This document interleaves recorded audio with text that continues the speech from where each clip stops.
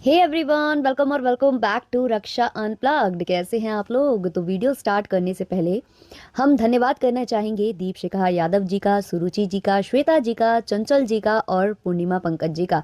ये इस हफ्ते के वो सब्सक्राइबर्स हैं जिन्होंने सबसे ज़्यादा कमेंट्स किए हैं। आप स्क्रीन पर देख सकते हैं इनके कमेंट्स।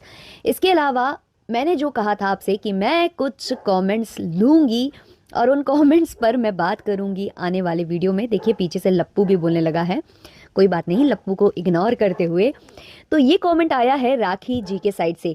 राखी जी बोल रही हैं कीचड़ के शरीर में मांस होगा तब ना मसाज कराने जाएगा, उसको तो ऐसे ही इतनी हड्डी है कि सोता होगा तब भी इसको चुभता होगा, वह क्या जाएगा मसाज कराने के लिए।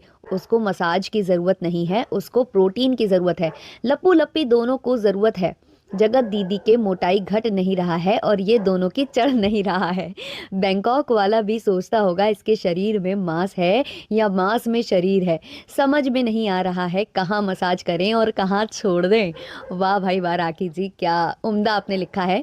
नेक्स्ट कमेंट है पोल खोल 123 जी का। ये लिख रही हैं, ये लीचड़ इतना बड़ा कीचड़ है कि गाने में भी लप्पी को लव यू नहीं बोल पाता और इनकी माँ बोलती है मेरा बेटा बहू में बहुत प्यार है। इसका एक रील था कहो ना प्यार है, तो कहाँ ना प्यार है बोलने के टाइम रील ही कट कर दी। हाँ जी, ऐसा ये लोग करते हैं, ये बहुत ज़्यादा ओवर स्मार्ट बनते हैं। इनको लगता है कि ऑडियंस ये सब पकड़ेगी और इस पर रिएक्शन बनेंगे, तो ये सब जानबूझकर ये करते हैं। वैसे भी इनके बीच में प्यार भी नहीं है, वो भी बात सकते हैं। नेक्स्ट फिर से कमेंट आया है पोल खोल जी का। इनका कहना है इनके घर में सब स्वर्गलोक से आए हैं, कोई खुद को अप्सरा बोलती है, कोई छोटा राजकुमार है और उनके व्लॉग में हमेशा ऐसी ही बिजली कड़कती रहती है और टाइटल में अब कुछ नया होने वाला है, बहुत जल्द ही खुशखबरी मिलेगी। शादी से आज तक वो 50 बार खुशखबरी दे चुका है टाइटल के थ्रू और थंबनेल में 100 के पता नहीं क्यों लिखता रहता है हर टाइम। तो भाई ये सब लिखेगा तभी ना आप उसका व्लॉग क्लिक कर कर देखेंगी। नेक्स्ट कमेंट है लपिया के ससुर टॉवल में आशीर्वाद दे रहे थे लपिया को, तो संतरा मॉम बोल रही बो संतरा मॉम बोल रही ये तो पैंट उतार के खड़े हो गए हैं। इस पे भी रिएक्शन देना, कोई कैसे बहू के सामने ये बोल सकता है। भाई ये लोग अनपढ़ जाहिल हैं, पांचवी फेल हैं, ये क्या बोलेंगे? ये ऐसे ही बोलेंगे, इनको मालूम ही नहीं होता है कि इनको क्या बोलने का है, इनको कुछ नहीं मालूम। तो ये ऐसे ही बोलते हैं, इनको खुद नहीं मालूम होता ये क्या बोले जा रहे हैं, क्या बोले जा रहे हैं। इनको ये नहीं पता होता कि क्लिप कहाँ से कहाँ कट करनी है, कहाँ से दूसरी नई क्लिप जोड़नी है। मतलब कंफ्यूज करके रख देते हैं यार ऑडियंस को। तो खैर हम इन पर भी बात करेंगे, लेकिन उससे पहले हम थोड़ा सा नीतू भोपाली के बारे में बात कर लेते हैं और जेसिका गुप्ता के बारे में बात कर लेते हैं। तो हमारी जो नीतू भोपाली जी है ना, जब से ये जो है जगत दीदी के सानिध्य से दूर हुई हैं तब से मतलब इनमें काफी बदलाव दिख रहे हैं। पिछले कुछ इवेंट्स में जो नीतू भोपाली निकल कर आई हैं, उनकी उनकी खूबसूरती जो निकल कर आई है ना, वो इससे पहले कभी निकल कर नहीं आई। हालांकि लोग बार बार जो है इसे इसमें जगत दीदी को ब्लेम करते हैं और लोगों का ऐसा मानना है कि जगत दीदी इनको अच्छा नहीं दिखने देती थी, अच्छा नहीं करने देती थी। तो उस पर हम ज़्यादा नहीं बोल सकते, लेकिन जगत दीदी से छुटकारा मिलने के बाद जिस हिसाब से इनमें बदलाव आया है वो अपने आप में मतलब अलग ही चीज़ है और वाकई में बहुत खूबसूरत लग रही थी जो नीतू भोपाली जी हैं। यही नहीं, और भी उनकी जो फ्रेंड्स थी अगर मैं कहूँ तो उसमें सबसे ज़्यादा अगर कोई सुंदर लग रहा था तो वो नीतू भोपाली ही थी। पता नहीं क्यों वो बड़ा मतलब उभर कर आई हैं इस कंट्रोवर्सी के बाद, बड़ी खूबसूरत नजर आई हैं। अभी हाल फिलहाल इनका पॉडकास्ट भी हुआ था जहाँ इन्होंने अपनी दिल की कई बातें रखी हैं। इन्होंने बताया था वहाँ पॉडकास्ट में कि भाई वो जो कंट्रोवर्सी हुई थी उसमें बस मेरी जान ही नहीं निकली, बाकी सब कुछ हो गया, मतलब ऐसा लग रहा था कि मैं बचूंगी नहीं।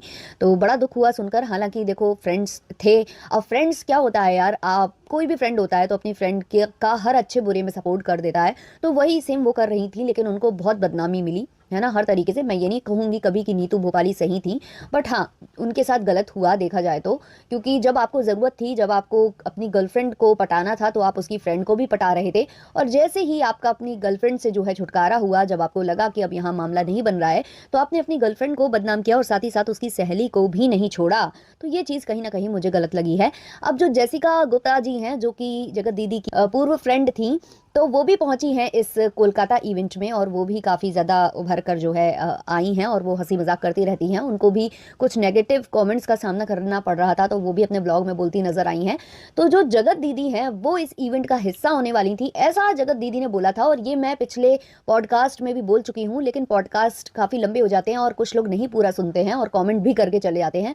तो उनको मैं बता दूं कि जगत दीदी ने ये जानबूझकर नागपुर का प्लान बनाया है इस वक्त, और ये मैं पहले ही डिकोड कर चुकी थी और मैं पहले ही बोल चुकी थी कि जगत दीदी यहाँ जानबूझ कर गई हैं। क्योंकि अगर जगत दीदी नागपुर का प्लान नहीं बनाती तो जगत दीदी को जवाब देना पड़ जाता ऑडियंस को, क्योंकि उनको कोलकाता इवेंट से शायद न्योता आया था, या फिर हो सकता है कि जब जबलपुर वाले इवेंट में न्योता आया था और जगत दीदी को बॉयकॉट करने की बात की गई थी, तो हो सकता है कोलकाता इवेंट में उनको नहीं बुलाया गया हो। लेकिन जगत दीदी ने कहा था कि उनको कोलकाता इवेंट में जाना है, उसी वक्त बोला था उन्होंने। और अब उस बात को काफ़ी ज़्यादा टाइम बीत चुका है, तो ये ब्लॉगर्स सोचते हैं कि सब भूल गए होंगे, ऑडियंस भूल गई होगी। ऑडियंस एक बार के लिए भूल सकती है, लेकिन रिएक्शन चैनल वाले आपकी बातों को बहुत नोटिस करते हैं और पॉइंटर्स जो है लिख कर रखते हैं।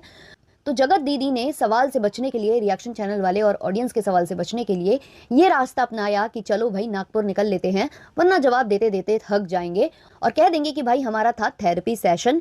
जबकि देखा जाए तो जगत दीदी इतने टाइम से व्लॉगिंग कर रही हैं, कंट्रोवर्सी के दौरान भी उन्होंने व्लॉगिंग की थी। हालांकि कुछ टाइम के लिए उन्होंने गैप लिया था, लेकिन व्लॉगिंग वो कर रही थी, तब उन्होंने कभी इस थेरेपी सेशन का जो है जिक्र नहीं किया था। अब अचानक से वो थेरेपी सेशन का जिक्र कर रही हैं। ये पूरा का पूरा जो है एक प्रमोशनल थिंग है, क्योंकि आप देखोगे इनकी बातों से भी मुझे लगा कि ये प्रमोशनल है। और जो भैया इनके साथ गया ना, वो ज़्यादातर तब जाता है जब प्रमोशन हो रहे होते हैं, और यहाँ पर कुछ प्रमोशन का काम था जिस वजह से ये गई हैं, क्योंकि वो किसी एनजीओ वगैरह की भी बात कर रहे थे उसमें। तो जगत दीदी ने मेनली ये इसीलिए ही किया है, क्योंकि अगर आप नोटिस एक बात और करोगे तो डॉक्टर का कहना था मैं थेरेपी सेशन वगैरह देती हूँ, बिना दवाई के हम लोग ट्रीट करने की कोशिश करते हैं। लेकिन जगत दीदी की अगर आप बात सुनो तो जगत दीदी पहले बोल चुकी हैं कि वो दवाइयाँ लेती हैं, एस्ट्रॉयड होता है उसमें उनके हिसाब से, जिसको स्टेरॉइड्स कहते हैं।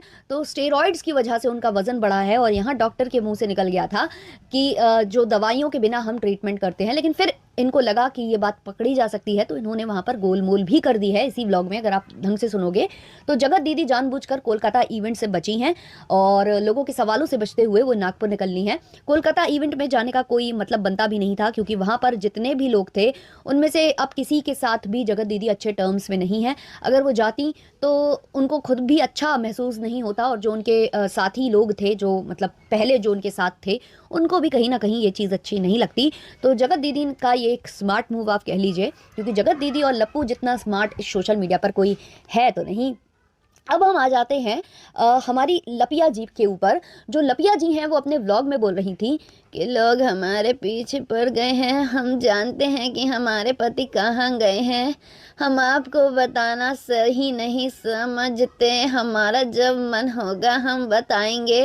लोग चाहते हैं कि बिल्कुल इनके गले में चाकू लगा के निकाल लें कि बात क्या है आखिर। ऐसा बोला था ना, बहुत इरिटेटिंग आवाज़ लगती है कुछ लोगों को, लेकिन अब क्या करें, कभी कभी थोड़ा थोड़ा कर देती हूँ मैं, क्योंकि कुछ लोगों को अच्छी लगती है तो उन लोगों के लिए कर देती हूँ मैं थोड़ी सी मिमिक्री।